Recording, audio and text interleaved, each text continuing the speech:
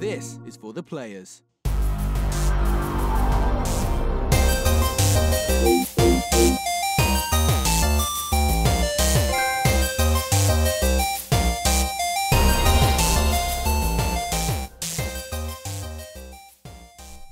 I'm Ryan Betson. I'm Josh Saunders. And this is For the Players, the PopCulturists PlayStation podcast. For 40 years of playing PlayStation, 8 plus years in the games media combined. We'd like to thank you for joining us in this PlayStation conversation.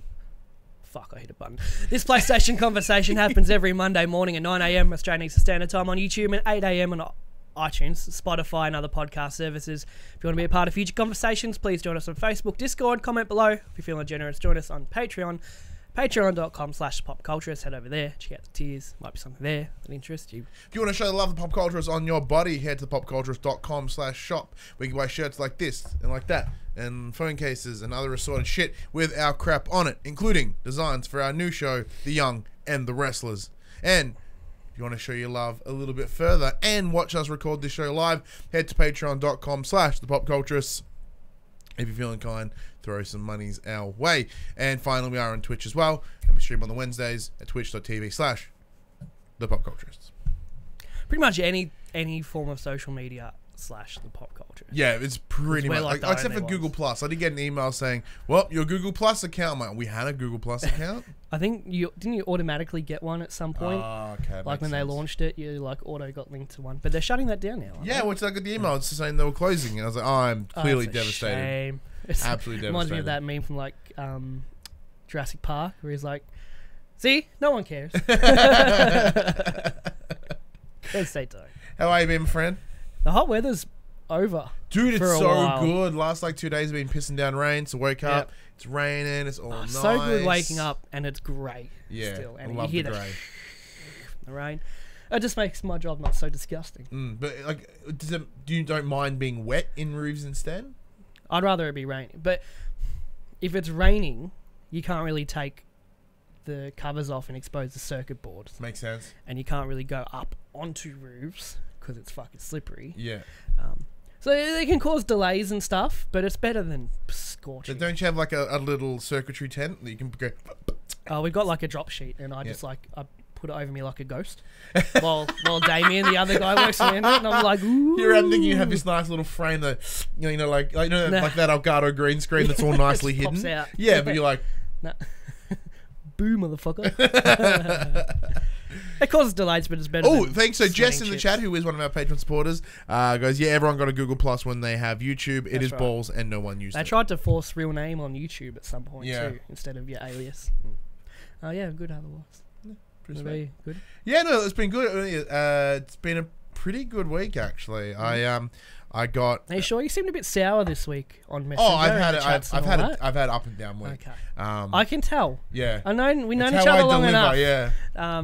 Yeah, it's how you deliver your statements on Messenger. Yeah. No, You could type "it's cool" and "it's cool" on 2 different days. I'd be like, "Good mood, bad mood."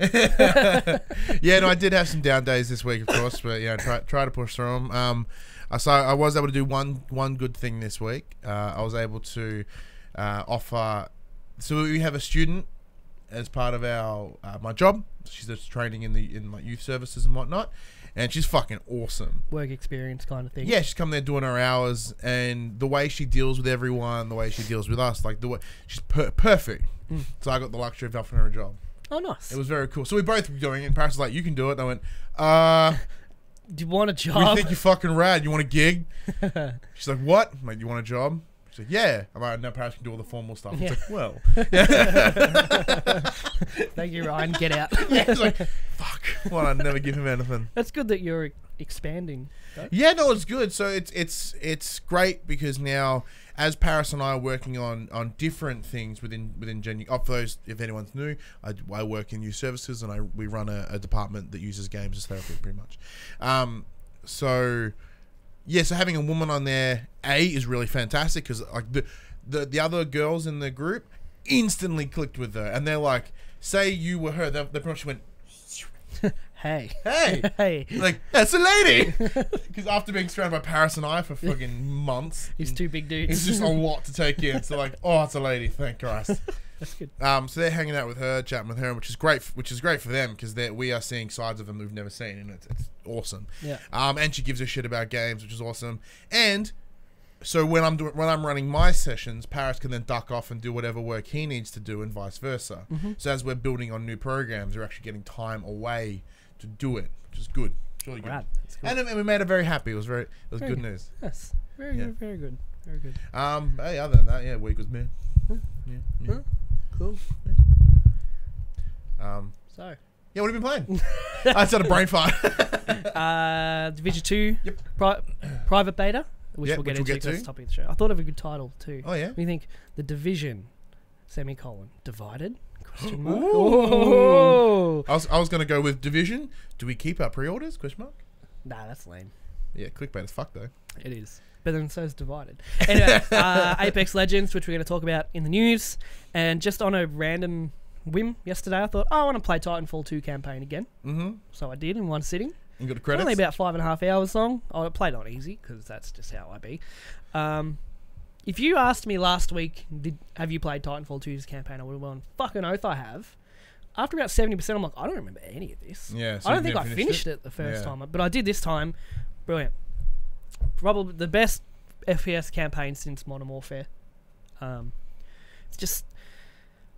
which is not surprising because the guys at Respawn worked at Infinity Ward for Modern Warfare, so they've kind of brought that over with them.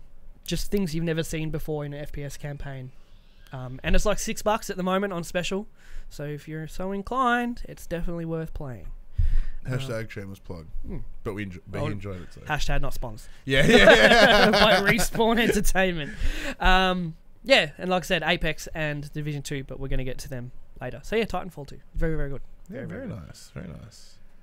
Your son is having a fit. He's having a great time. It's probably because if for some reason out of nowhere he's really good into bananas. Like, I can't fucking stand him. The smell, everything about him makes me so mad. But he's like, nana? And then he'll eat about 7 of them a day. I'm like, that can't be good.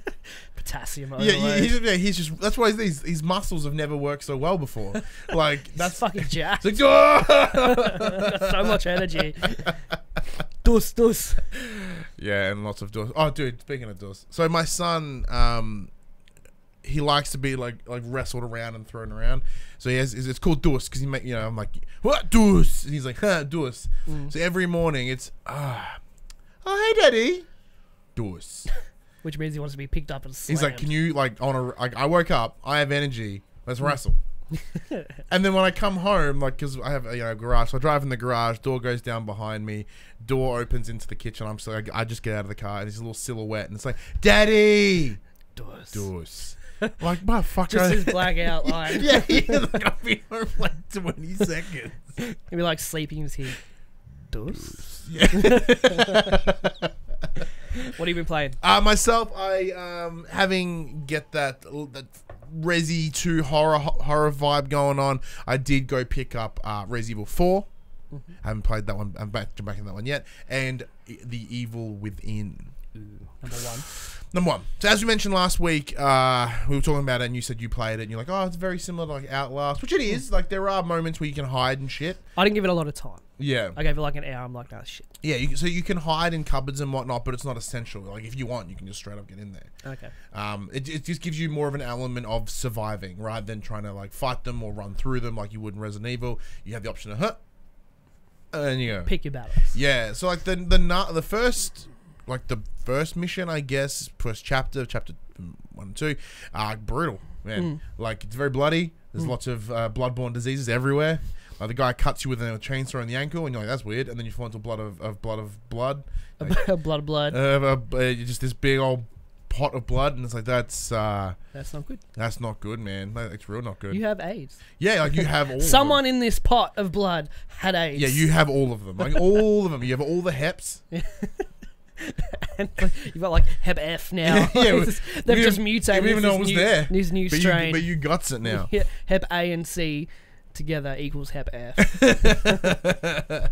And then as you're driving out of this police station or whatever mental asylum, whichever it was, the world just crumbles around you for some reason. Game's weird. Yeah. It's fucking batshit weird.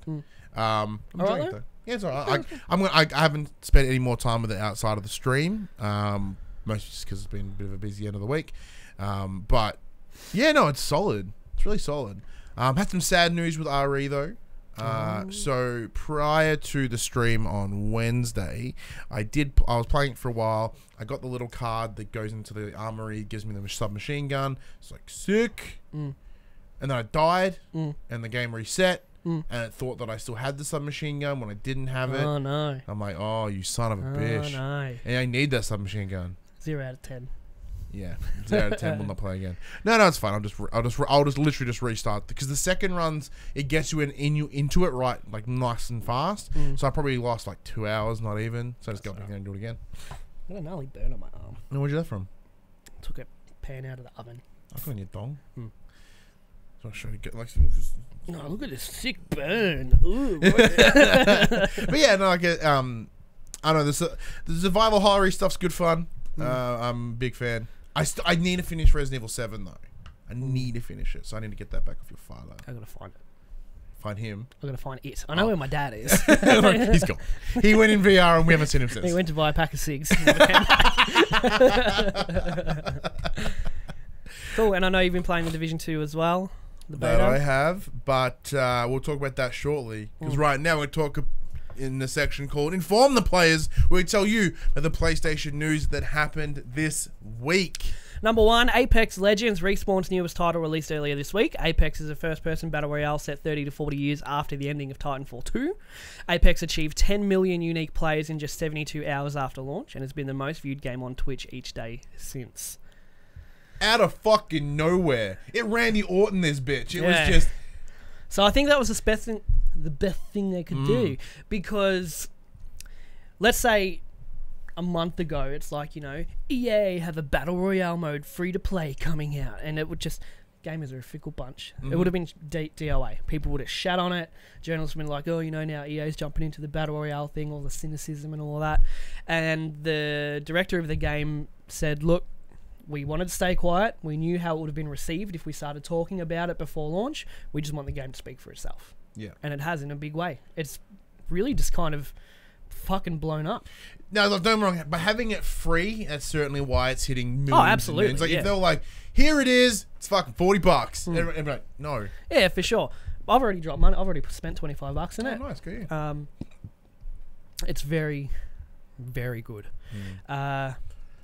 You haven't really checked anything out. I haven't downloaded it at all. It's 60 people on the map. Oh, it's more manageable. Squads of 3.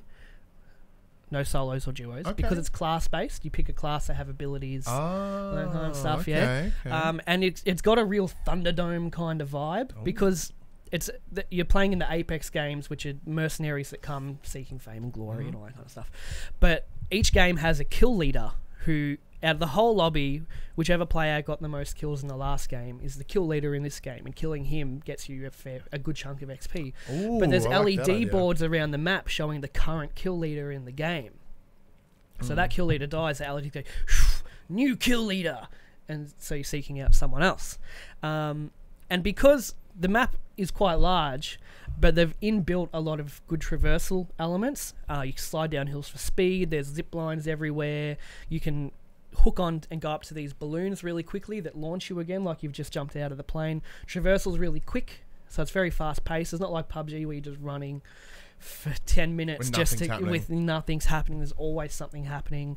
And there's a lot of quality of life stuff they've built into it as well. They've got a ping system, which is it's revolutionary. Tapping R1 or RB, whatever you're playing on, if you tap it on a piece of armor on the ground, your character pings it on the map and says, you know, body armor here, level 1. So someone rather than having to yell like a moron. Yeah, so if your teammate doesn't have body armor, they go, oh, I want that. And everyone can ping. You know, there's a extended mag here for the gun you're using. That's genius, or you're actually. Like, your guns, I need heavy ammo. You open your inventory, highlight heavy ammo, tap the ping, and you tell everyone, I need heavy ammo. And then your teammates will ping heavy ammo on the map and go, there's heavy ammo here. See, having played when you play like Blackout and with the other one, PUBG, like there are other moments of like, oh, there's a level 2 bag over here. Like, I don't know where you are. Literally, where the fuck are you? I'm in the building to the left. Yeah, double tapping it where you're facing pings an enemy. There's enemies over here. You go ting and go ping on the map. everyone can, I your like team this can see this it. silent communication. So it's very, very good because I normally hate playing in squads and stuff like too. that. But this ping system has really fucking changed everything. So easy to communicate with everyone without words. You can still voice chat, of course. You can elect to have voice chat changed to text to speech. So like the robot voice, like the Microsoft default lady like speaks it out. That's annoying. It's cool though. And just a lot of little things. Let's say you've got a gun and you've got 2 attachments for it, and you've got another attachment in your bag for a gun, a different gun. Yeah. You find that gun on the ground. You swap out your current gun for that gun. All the attachments you have automatically equip to that gun. You have to go into your inventory, I'll put that one on, and I'll put that one, and automatically flicks everything around. Awesome. And if for any reason the gun you pick up, if it doesn't match, it goes, oh, okay, and just leaves the attachments in your bag? Yeah, that's right. Unless you don't have room, and then you just drop it all on the ground. Jess has jumped in. Let me while I grab over here. She goes, a lot of people have said it's very polished, and the streams I've watched, it looks like it's very interesting mechanics, and without it being your average battle royale, and it's communication without the voice. It is. It's very, very well put together. It does have its own visual style, and like you see an Overwatch character, you're like, that's an Overwatch character. Yeah, it's got that. Which is very, very important for these games. Like Fortnite and all that, like you see something from the game out of context, you know exactly where it's from. And it does have its own personality and its own kind of visual style to it, which makes it instantly recognizable. Are there Titans? No. Oh. It's not a Titanfall game. This is where a lot of people are getting hung up. But if it's in the Titanfall universe, isn't then it technically a Titanfall game? No, because it's not Titanfall Apex Legends. It's a spin-off game. Okay. The reason I played Titanfall 2 is because apparently the Apex, which are a mercenary group, were teased in the game. I'm like, well, where's that? And it's right at the end. Yeah. This Apex mercenary group is teased right at the end of the game. And actually, the character at the end of Titanfall 2, this is 30, 40 years later, he's the much older one running these games in Apex Legends. So I thought that was the kind of... Oh, very nice. The devs said they played with grappling hooks and wall running. And they said it didn't fit the game. They understand why some people might have wanted it. But there's enough traversal already in the game with the zip lines and the sliding speeds. So to their credit, other than just removing it, they're like, look, we removed it and replaced it with something else. So it's not like, well, it's just not here. They just said we tried it, and we just didn't think it felt right.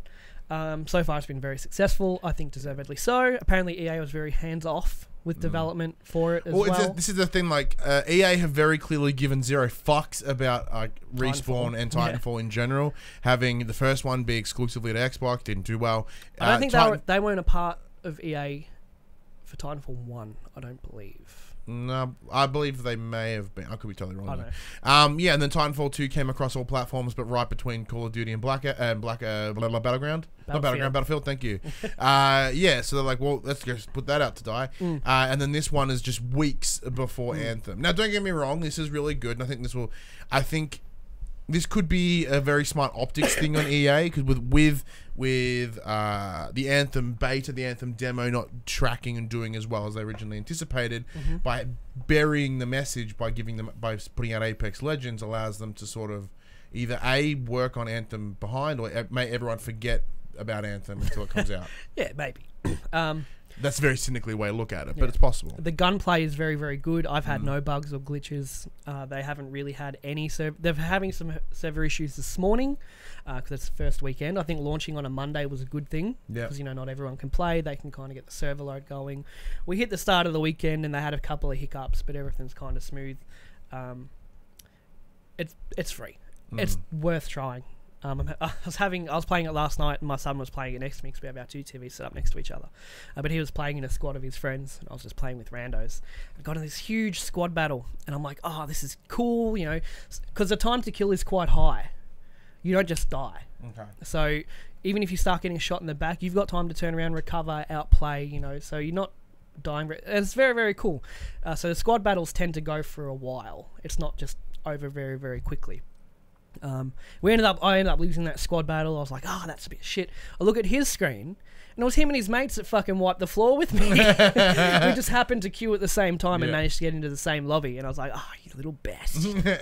That's it. Go to your room. But the squad battles are very cool because they kind of start off long range, and as the fight progresses, you end up moving closer and closer. Does it have the same? So in terms of those battle royale systems, is it the same as you land in cloud of whatever the fuck and it pushes you in? It does have a ring, but you can revive your teammates, obviously, but even if your teammate gets knocked out, like they're knocked to the ground and then finished, you can pick up, you've got 90 seconds to pick up their dog tags, and there are respawn beacons around the map. That's fucking awesome. You drop their dog tags in, and they get a solo drop ship to come and then a couple of loot boxes, because they lose all their gear when they die. Yeah. But a couple of boxes spawn around the respawn area. That is exceptional. Very, very, it saved me. So I was playing another game, 3v3 squads, finished the squad, but I was the only one left alive on my team.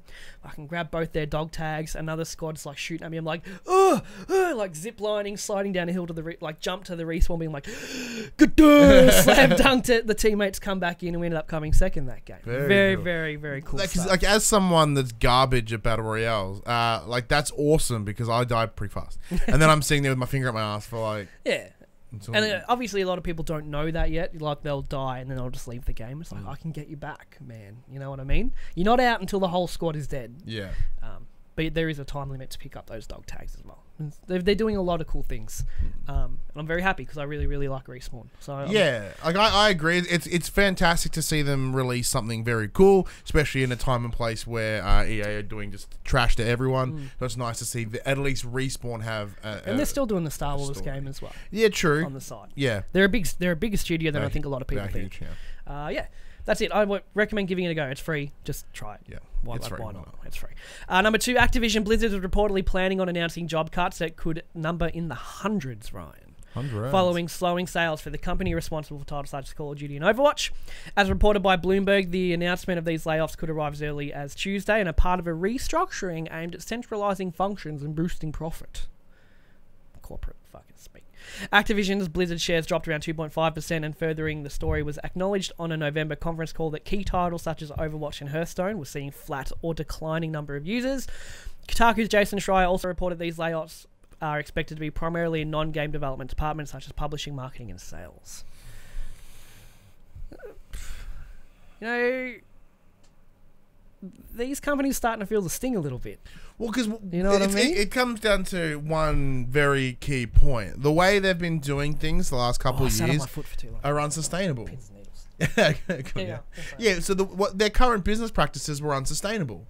As in, like, they're trying to pushing money out of a stone, or blood out of a stone, whatever the expression is. And for that reason, they're hitting the cap of that. And they're like, well, because as a business, especially when you've got stakeholders and board members and whatnot, you do when your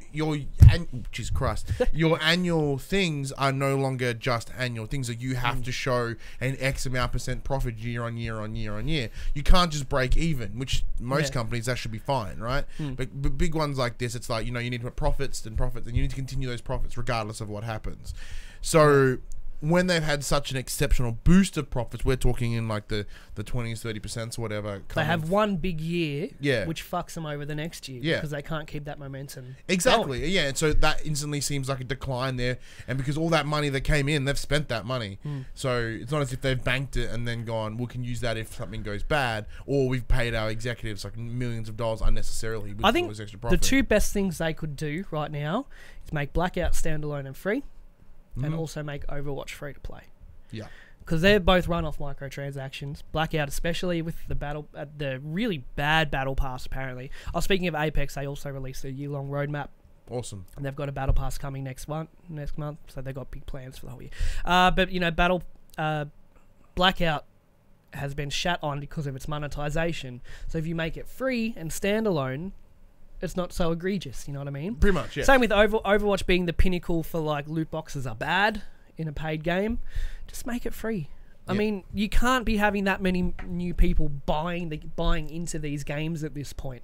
There's no harm in making it free and then trying to get people onto the microtransactions. Yeah. And maybe, I don't know, I'm not a market analyst and all that shit, but to me, I'm like, well, just do that. They're your biggest games, so try to push them even more. It's nice to know that allegedly that the game devs aren't getting wrecked. Like publishers and sales and all that kind of sucks. It all sucks. Whether they lose their job or not. But I don't know.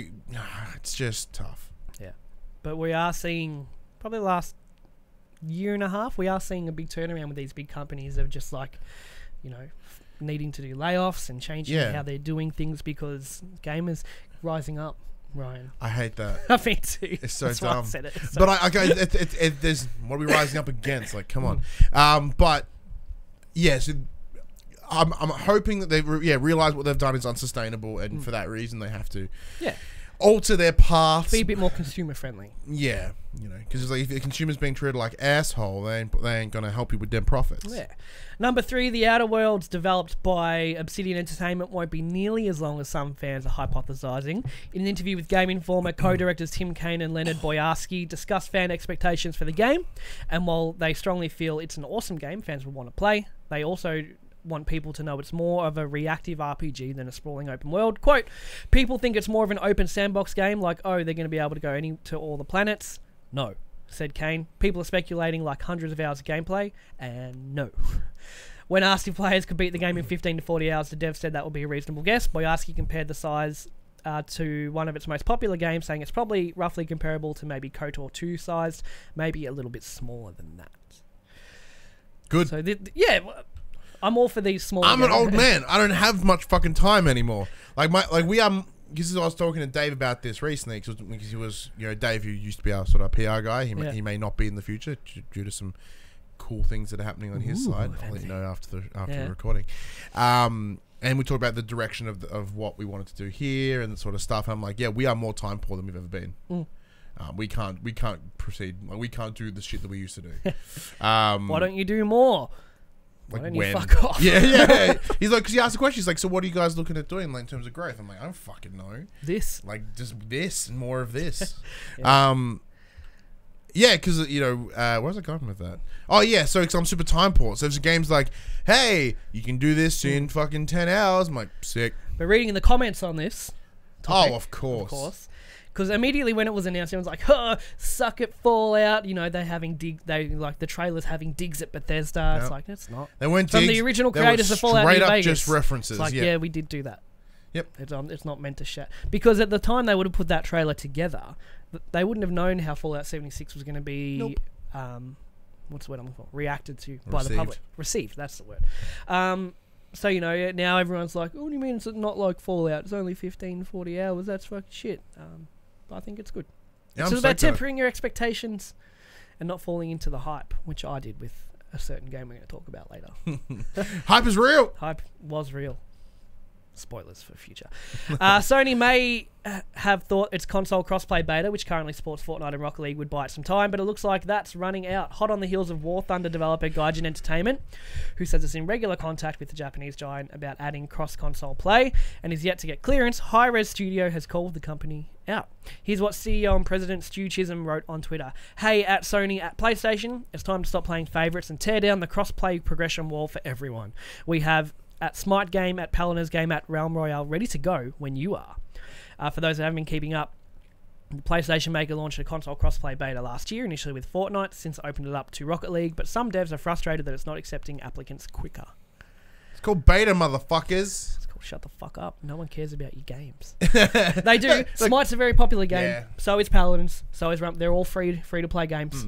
They all have their pretty large following. I played Realm Royale probably 2 weeks ago. It's good. It's pretty good. Apex is better. Yeah, look, I get the frustration. I still personally don't see crossplay as this big fucking concern that everyone else is. I don't see it as a major issue. However, if you're gonna do it, might as well fucking do it for everyone. Well, Respawn was saying, dropped a comment that they're in talks with Sony about crossplay, and that Sony have been rather receptive. Yeah, because the game's good. Because big game. You know what I mean? Look, so that they, in terms of just how it's presented as a beta. They're picking and choosing what to do, things that will be beneficial to them currently. Once it goes full or cross-platform 1.0, then any motherfucker can get it going, and then they'll talk to you, man. I just think being the CEO of a company, you shouldn't be having digs on Twitter. No, I suppose the president of the United States does it every day. Though. Yes, but he sets the precedent. He isn't someone you should be mirroring. No, he's not. Top selling games for last week, starting number 10, Overwatch. Number 9, I said no one's buying it anymore, and it's in the fucking top 10. As I said, I stand by it that the top selling is about, I think they sold like 8 copies of Overwatch last Brian week. down the road bought a copy. Yep. And now it's on the top 10. Number 10, Overwatch. Number 9, Battlefield 5. Number 8, Kingdom Hearts 1 and 2 combo bunch. The thumbnail was too small for me to read. 2.5, 1.5, and 2.5 final chapter prologue of the square root of 7, and that divided by 8 and days oversleep. That one. Number 7, NBA 2K19. Number 6, the Spyro Remaster. Number 5, FIFA 19. Number 4, Black Ops 4. Also on the top selling list. Number 3, Red Dead 2. Number 2, Resident Evil 2. And number 1, Kingdom Hearts 3. Look, I'm having a conflict, Josh. You want to play Kingdom Hearts, don't you? Yep. Fuck you. I was at work and one of the girls brought it in and I'm like, oh, it's Kingdom Farts. Oh, let's check out this. I bet you it'll be shit. Looks alright, doesn't it? Fuck, it looks awesome. The guy I work with is pretty heavily into it. He's telling me, I'm like, that sounds pretty cool. I saw the Toy Story work because Toy Story is my favorite thing of all time. Like, it's my favorite kids movie. It's one that consumed my childhood. So I'm like, oh, it looks really good. Yeah. And then I saw the Pirates of the Caribbean world. I'm like, that looks fucking awesome. And then Jess, funny enough, was streaming it on last night. And she was doing the Winnie the Pooh level. I'm like, this is adorable. I'm like, I need a play. Like, and apparently there is like distinctly less Japanese like Final Fantasy shit in there. It's just all Disney, which makes me hard. And I need if it's all Disney, if it's just Disney shiz, give me all of that. That's what I wanted. I just don't have time. It's a very long game, but all to Disney. Yeah. Okay. Well, you do what you want to do. It's a conflict. It's your life. It's your time. And the quick bits. NetherRealm confirmed Shaggy will not be in Mortal Kombat 11. Makes sense. Dumbest meme in the world. You can now merge your Fortnite accounts on different platforms into one. Awesome. So I've done that with Alex because he had his PS4 progress up to Season 4, and then he's played on Xbox since then. And now it takes about 2 weeks for it to culminate. But you can do that. I'm going to also do it. Just very good idea. Pretty worth it. Why not? It's pretty simple process. You go to the website, log into it's got like, what's your main account? What account do you want to merge? Go. That's it. You get like confirmation. Is there multiple? So say you have a Switch, an Xbox, and a PC. Well, Switch and Xbox are already linked. Oh, fuck yeah. It depends. You can't merge. The only thing you can't do, I think, is if you've got two different PlayStation accounts, you can't merge same platform into same platform. It has to be a different platform to that platform. Makes sense. Red Dead 2 sold 23 million copies, exceeding Take-Two's expectations. That's fucking huge. That's monstrous. Over 400 devs are currently working on Cyberpunk 2077. It's individual employees, not dev companies. Yeah. Which is fun, because there's this thing on the internet that like CDPR, this go-hung indie company just trying to make their way. They're one of the biggest fucking devs in the world. Yeah, they technically are independent, as They're is independent. like Kojima Productions. Yeah. But they are huge. Yeah. And EA thinks Anthem will sell 6 million copies in 6 weeks. Kind of doubt that, bro. I don't think so. You know what we'll see again? We'll see another article. Game performs less than expectations. Again. Like they've said about every game they've released recently. Oh yes, that's something I was watching. You know, Jim Sterling for his good and his bad. His episode this week was about the idea of that low expectations and sort of how that is a massive issue. Yeah. And then as he's listing through all these games that according to stakeholders, so financial, what are they called when they do the meetings that they listen to? Shareholder meetings. Yeah. And like this one below expectations, this one below expectations, and like this is not just EA, Activision. These are across the board. So like everyone's considering. It's almost everyone. Like no one's fucking happy. Square's in the same boat. Yeah. Square Enix reported that like the last year's performance was bad. Yeah. And everything is below expectations, especially Just Cause 4. Because fucking Just Cause 4. What did you expect? Apparently it's much worse than number 3 in a lot of ways. Yeah, but you know what I mean? Like there's... If everyone's disappointed, no one's happy. Like it's bullshit. Like why can't people... Like EA have to be fucking stoked with Respawn at the moment, though. Yeah. Because the way the reception of Apex has been universally incredibly positive. Oh, no, not initially. So initially there was some bullshit because a bunch of fucking random YouTubers and influencers were given early access to Apex, including like Australia's press start and whatnot. And some of them were flown over to LA to give it a go and then going back and I believe it may have been The Quartering, which is some YouTube channel I can't. Yeah, I saw about them. I've seen them pop up a lot on Reddit, and every time he's mentioned, everyone's like, "Fuck that guy." Yeah, I've watched his video. I'm like, nah, fuck you. Yeah. Like, yeah, nah. It's a general consensus. Is Yeah, fuck that guy. I'm not a fan. I'm not feeling it. But the point I'm making is, like, people like him were then given the ability to break the story and put it out there before any of the journos. There's a lot of fucking, like, IGN reporters, Tataku? Those guys make the Tataku. Kotaku, you know, all these people that are bitching and whinging because they're, as games journalists, they weren't given the scoop. I don't give a fuck about that. I think it's fucking hysterical, personally. What I find fascinating, just back to Apex, is that instead of doing the traditional marketing route, all they did is go to the biggest streamers on Twitch and go, hey, play this for a bit. We'll sponsor, like, they will sponsor you to play this for launch evening. And they all did. It's incredibly smart because it's the same. I've just watched both those documentaries about the Fire Festival. Yeah. Holy shit. What an absolute shitstorm that is. And it's a perfect example of the power of the influencer.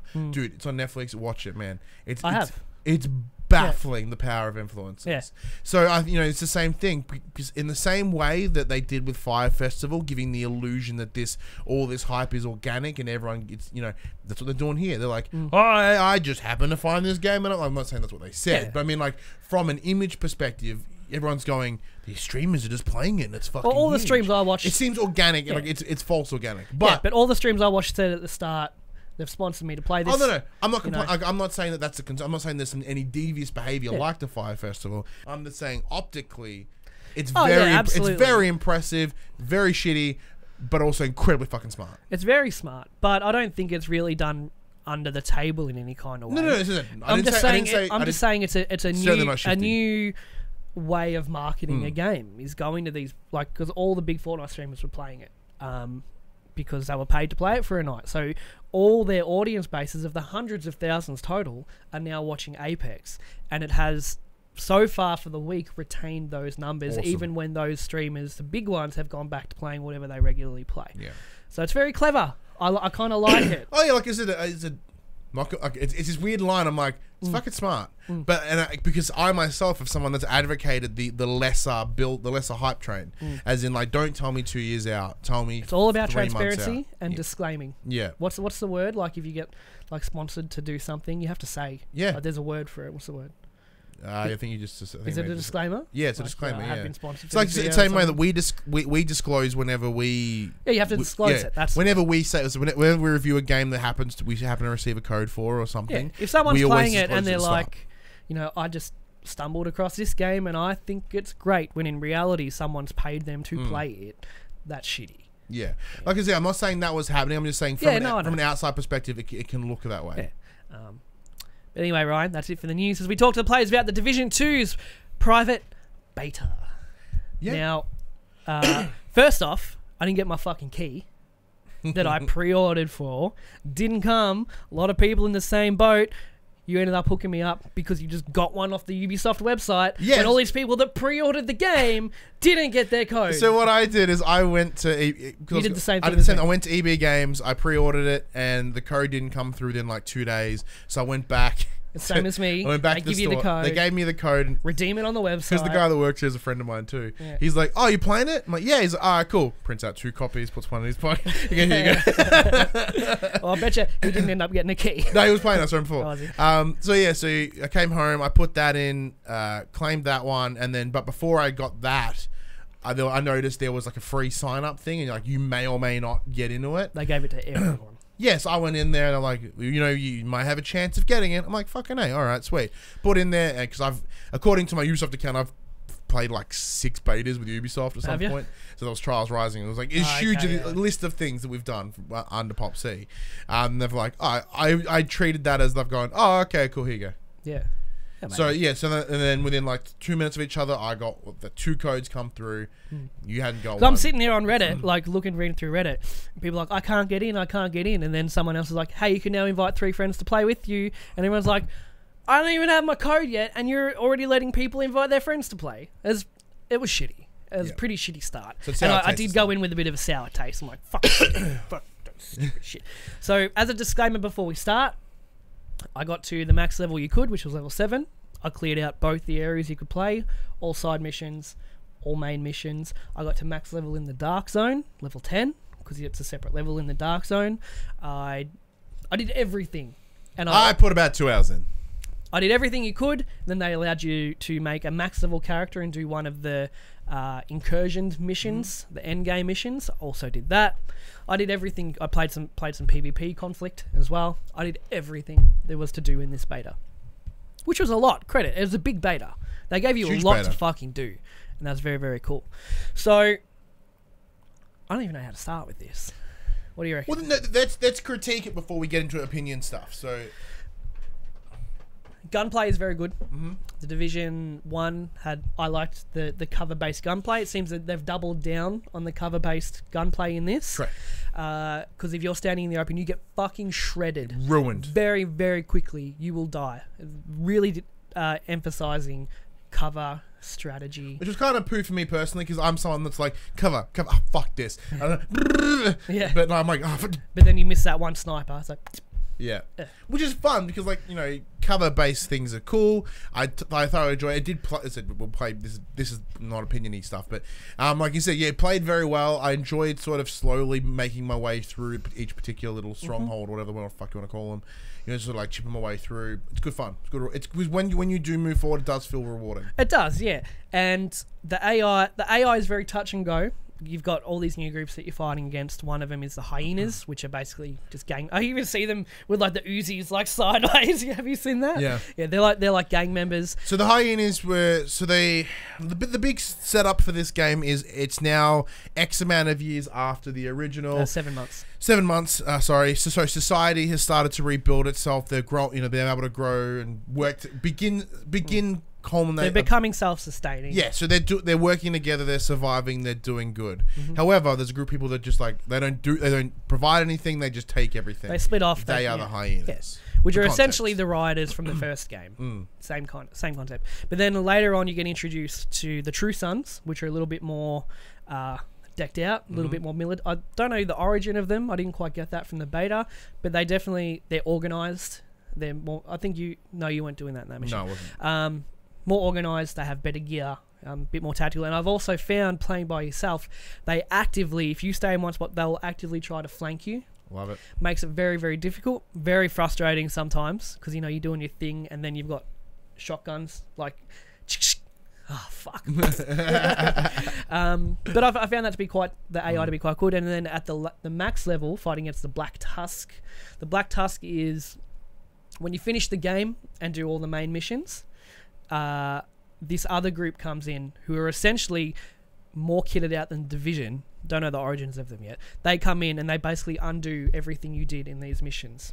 And those missions become invaded missions, which you have to go back and redo a bit differently because... So they essentially go in there and replace all the enemies that So you've it done. seems like they've sat back while you do all your Division thing, taking out the True Sons and the Hyenas. And I think there's one more group we haven't seen in the beta yet. They're sitting back waiting for you to clean up. And they go, right. At the end of the end, they're like, right. Now it's our time to come in and clean up because all the little shit's all been done. They've got better gear than you. They've got Division skills. They've got the Seeker mines and the turrets and the drones and the RC cars. Oh, shit. And it's that fucking hard. Very, very hard. But the AI, it's touch and go. Then you got the riders, which are like in the middle, like, yeah, I'll just stand here and pew pew pew. And you're just like. That's touch and go, but you know, the environment is graphically it's pretty and it looks good, but the lighting's very weird. Yeah, I found some because I was playing with HDR, so that may have caused some of the concern as well. Like some parts were noticeably darker, like unvisibly darker. So there was like a UV light kind of hanging in the middle of nowhere, and it's like. Oddly enough, fluorescent around this thing, and it's like blinding. But then other part, you know, it's very inconsistent. It's distracting. You could go into a room and it is quite literally pitch black, and you shoot your gun for that flash of light to see what the fuck you're doing.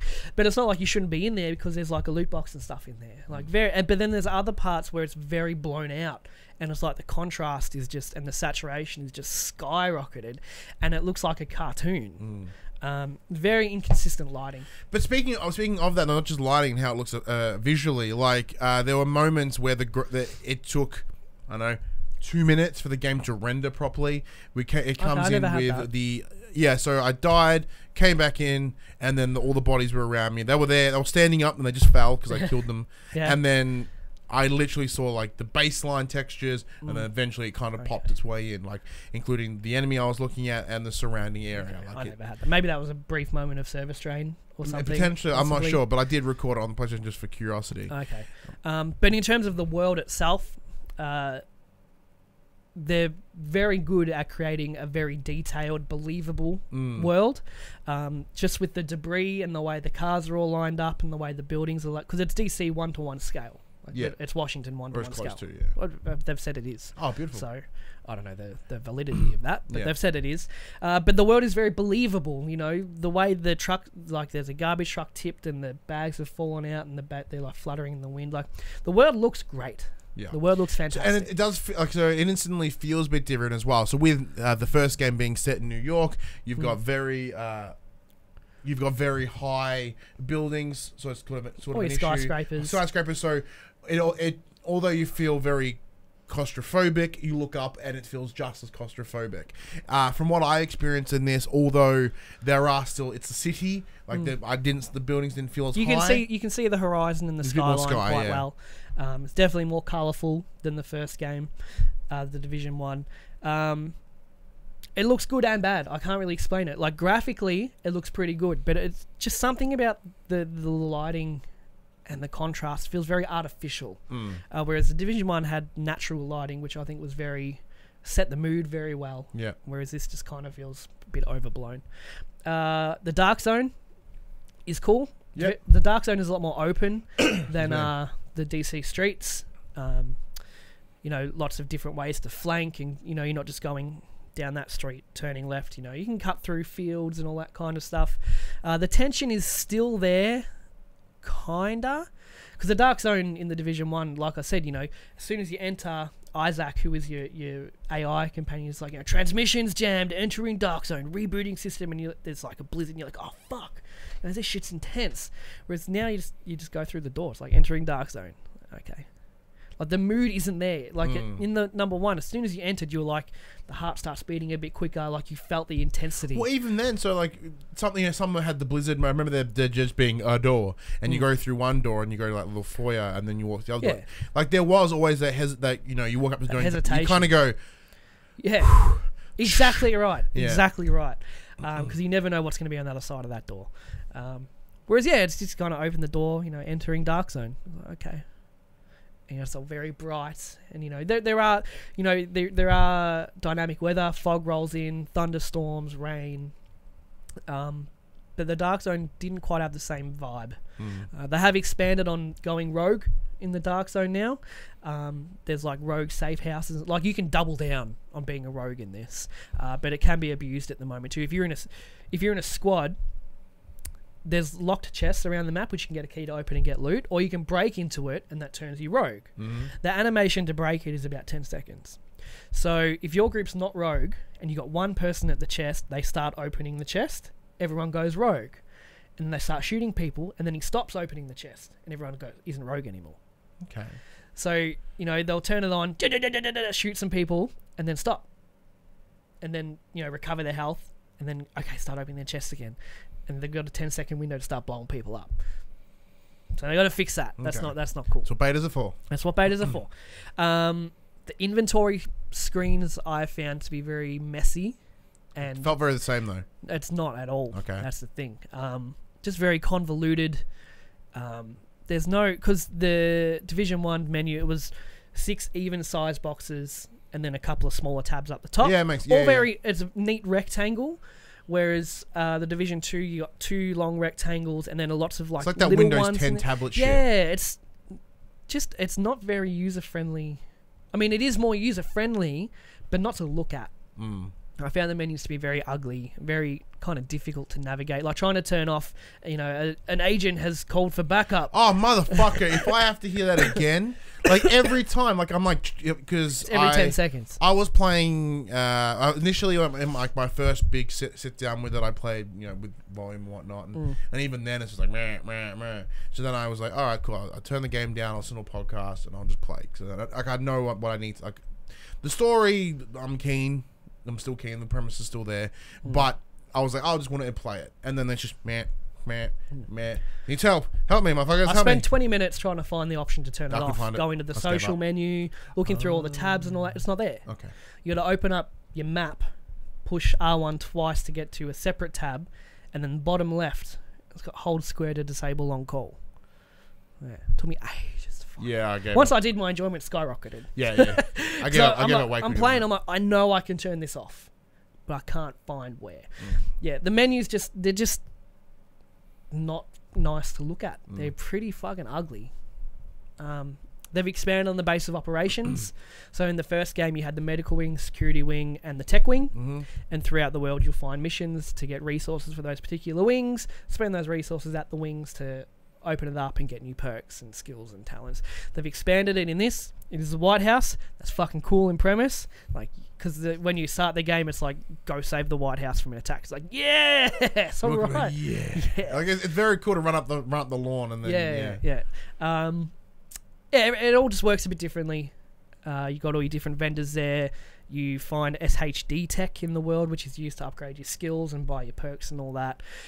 The settlements throughout each area has a settlement, which is like a civilian run. They all need help with things, and as you kind of do what they need you to do, someone from there will move to the White House and give you whatever services they should offer. So like doing stuff in the Dark Zone, I unlocked the Dark Zone officer in the White House where I could buy my Dark Zone perks. So they've expanded on that, and I think it's quite good. That's about all I have to say about it from a technical aspect. I guess. So like everything you're saying seems to make sense. It is very similar to what I would say from a technical perspective. Like it still seems to have the same base, loot mechanic that you're expected of. Now, granted, last week the week before I was bitching about this bullet sponginess of characters. Like that still does seem to be quite prevalent as well. Oh yes, they said they pulled back on that. I've seen no proof of that. Yeah, it feels exactly the same. So one of the first major dudes you take on is this big yellow dude, and you need precision. Yeah, you need precision. You got to like hit them in the armor to break. Yeah, no, it's like you can just blow it. Like you can just rail into him, and then nothing will happen. Yeah. Like, don't get me wrong. Like the standard villains, standard baddies, whatever the hell, they just seem fine. There's no major concerns there. So let's talk about our opinions. Yeah. I cancelled my pre-order completely. Yeah. I had the Dark Zone edition pre-ordered, and I've been talking about it for weeks. I've been super hyped. This is a game I'm going to play for months and months and months and months. And it's not, because I cancelled it and I spent the money in Apex Legends instead. It kind of loses everything I liked about the first division. Now, while it seemed like, to summarize it for me, it's in an attempt to make the world more alive, they've made it more dead. And everything feels really artificial. You got the civilians patrolling the streets, like this one's looking for water, this one's fighting back against the hyenas. It's like, that's cool, but it just doesn't feel right. There's something about the snowy streets of New York, while admittedly can get a bit bland to look at after a while, it had a very what's the word I'm looking for? Consistent mood. Very isolated. You did feel on the brink. Every person out there could beat the shit out of you. And it's like, it's up to me.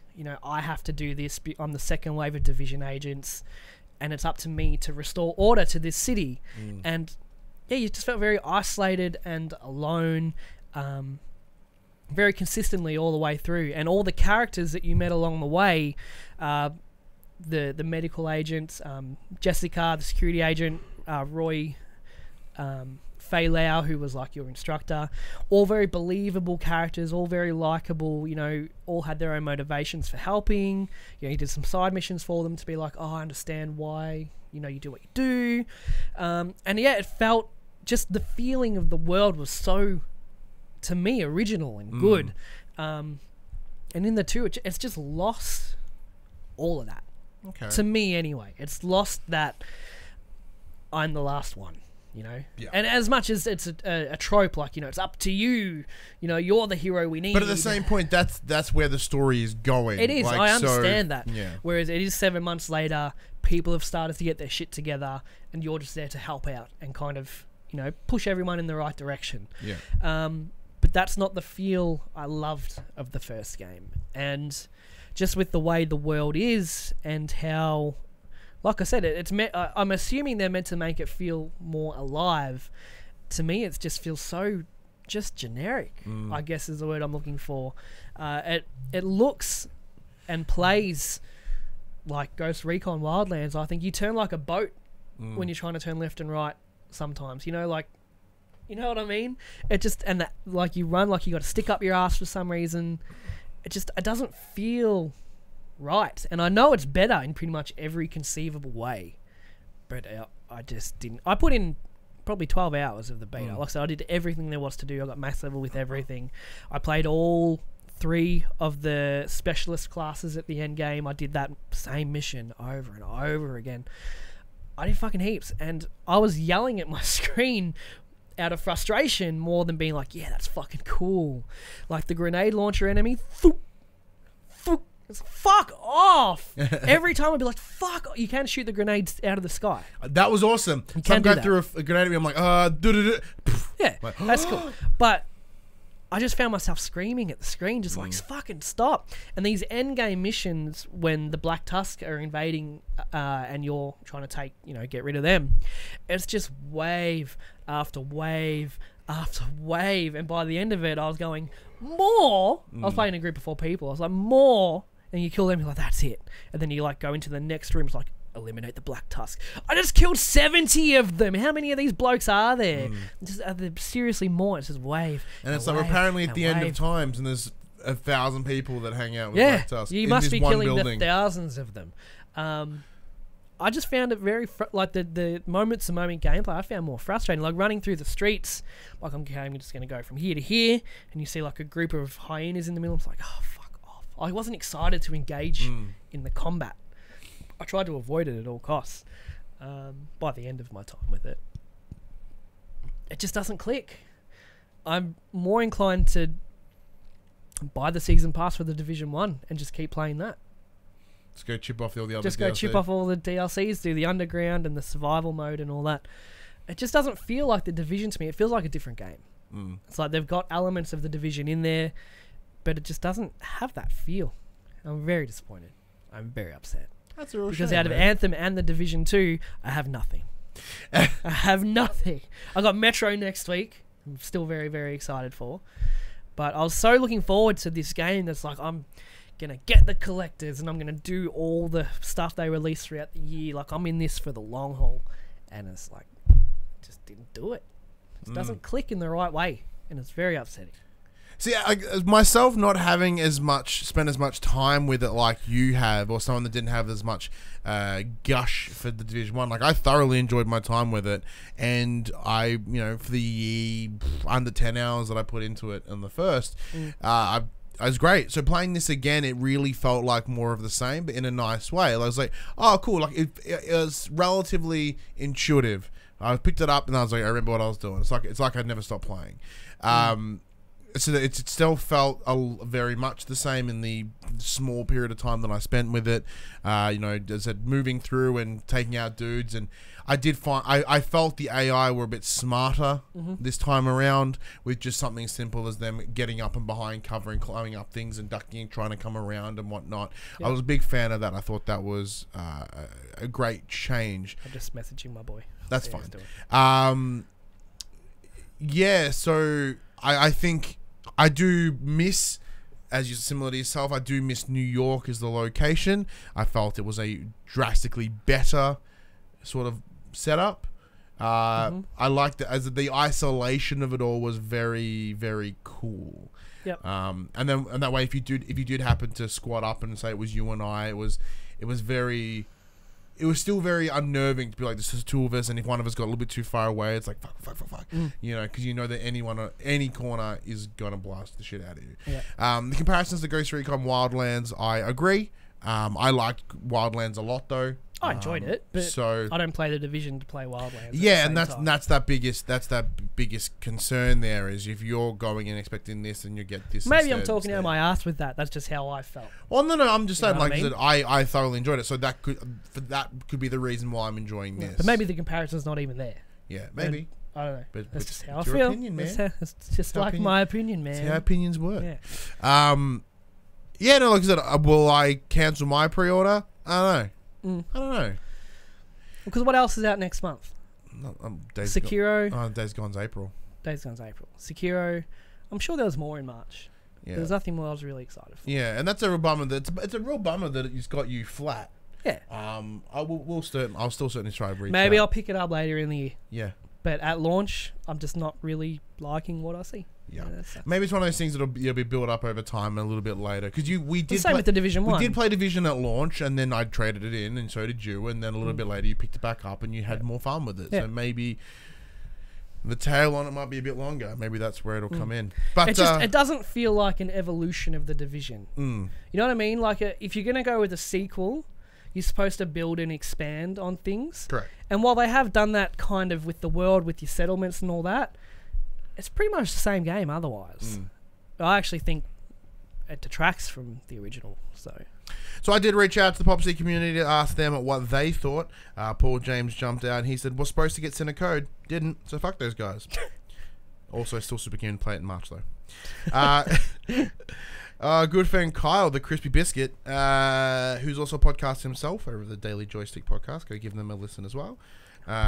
He says, felt more of the same to me. Also, just like Josh said on the last show, I didn't have enough time to play both this and Anthem, and at least with Anthem, it'll be something new. Let's see. So Max chucked in 3 comments here.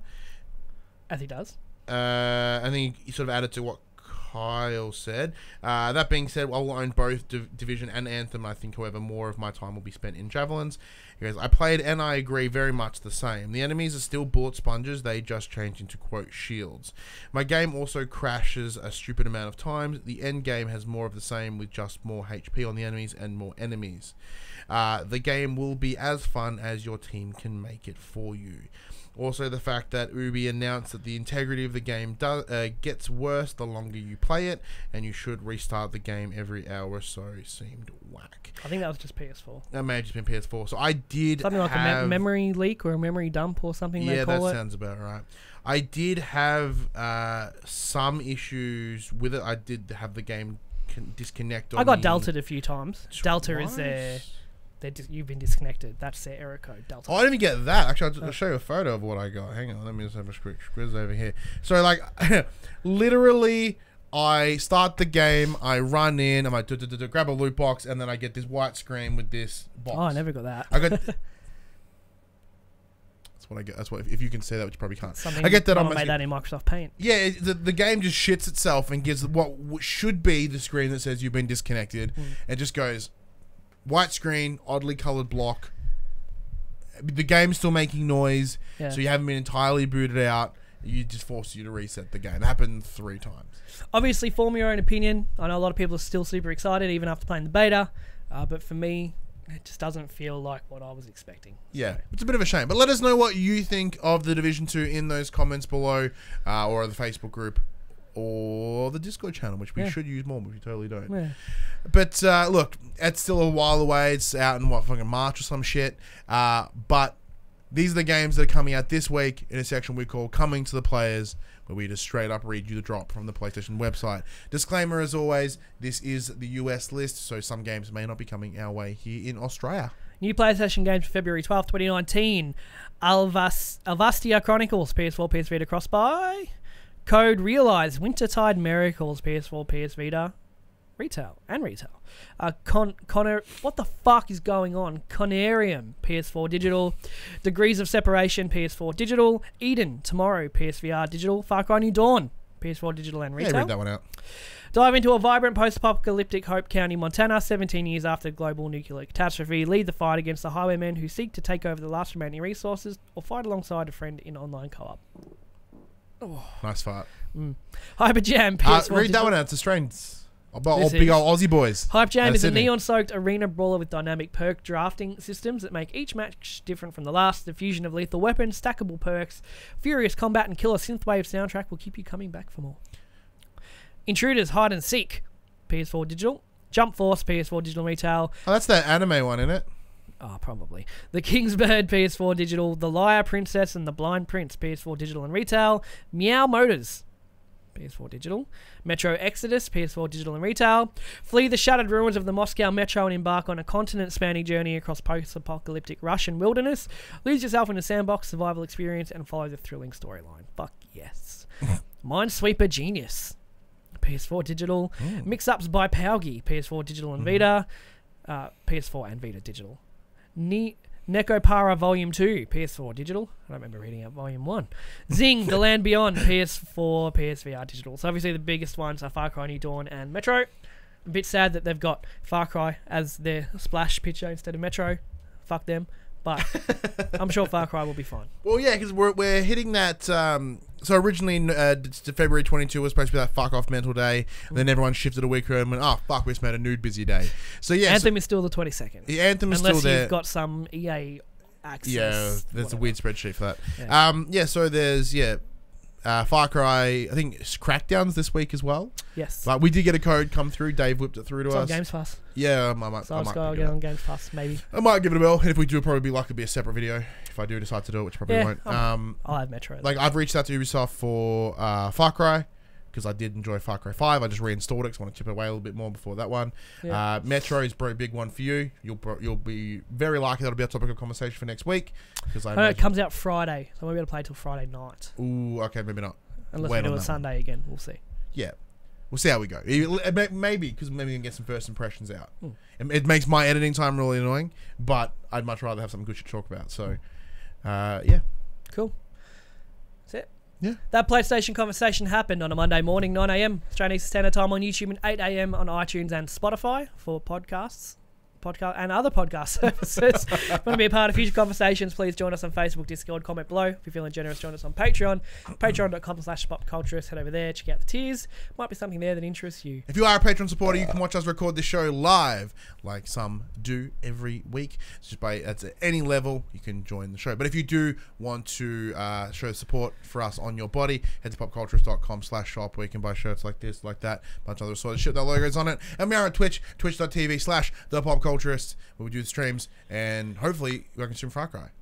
Far Cry this week. Be pretty sweet. Yeah, that. Pretty sweet. Cool. But until next week, I'm Ryan Betson. I'm Josh Horns. And that was for the players. Weird enunciations. I don't have a quip for this one. No. My mum tried to call me. Oh, hey, Mum.